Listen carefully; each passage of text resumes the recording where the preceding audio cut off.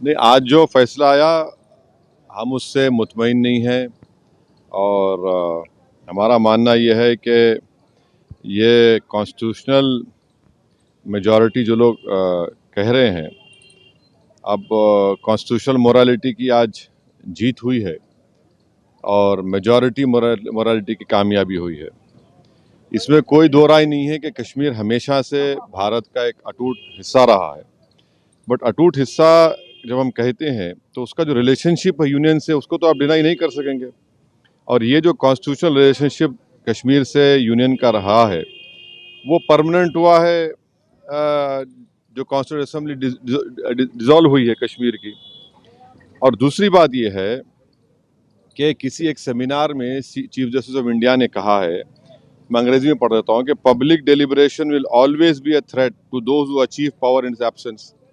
अब क्वेश्चन ये है कि जब आप एब्रोगेट कर रहे हैं स्पेशल स्टेटस, पूरे स्टेट को कर्फ्यू में लगाकर 356 लगा दिया आपने, इलेक्टेड असेंबली नहीं है, तो फिर कश्मीर में डेलिब्रेट किसने किया बताइए हमको, किसने क्या डेलिब्रेट किया?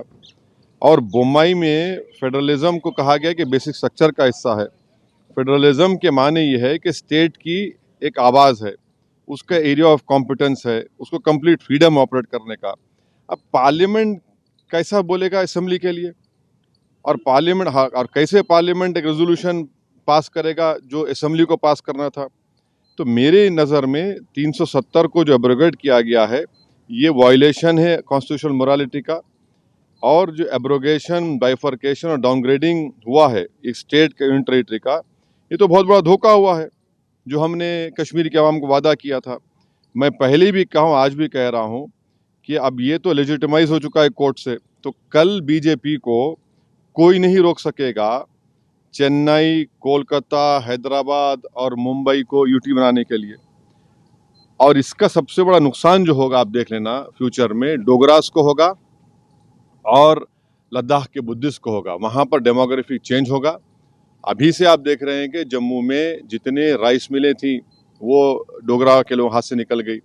और लद्दाख में आप देखेंगे बहुत बड़े पैमाने पर बुद्धिस्ट लोग नाराज होंगे और वहाँ पर डेमोग्राफिक चेंज होगा। सर, दो सवाल हैं। आपने ये बात कही कि दूसरे शहरों में भी ये काम करेंगे ये लोग, किस शर्त पे और क्या सबूत और किस दावे के साथ आप कह रहे हैं?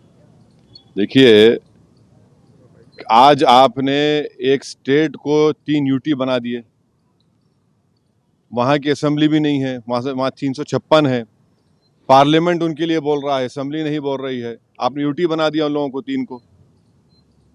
अब आज का जो ऑर्डर आया है सुप्रीम कोर्ट ने, सीजीआई और सुप्रीम कोर्ट ने कहा है कि द अर्लीस्ट आप रेस्टोर करिए। अर्लीस्ट का मतलब क्या है? जैसा कि सुप्रीम कोर्ट ने कहा कि 30 सितंबर की तारीख दी कि चुनाव करा दीजिए, अब अर्लीस्ट का मतलब क्या है? और लद्दाख के यूटी को उन्होंने अपहेल्ड किया है।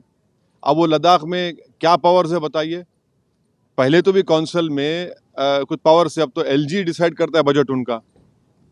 तो ये आप कल किसी को भी करेंगे, आपको जरूरत ही नहीं है 356 लगाने की। आप कहेंगे कि भाई चलो ये लॉ एंड ऑर्डर मसला है और इन चारों को यूटी बना दो, तो खतरा है वो, उस खतरे से कोई इनकार नहीं कर सकता। जल्द चुनाव होना चाहिए, डेमोक्रेटिक वहाँ पे स्थापित होना चाहिए। चुनाव तो सुप्रीम कोर्ट ने कह दिया है। हमारे लिए आज का जजमेंट डिसअपॉइंटमेंट है।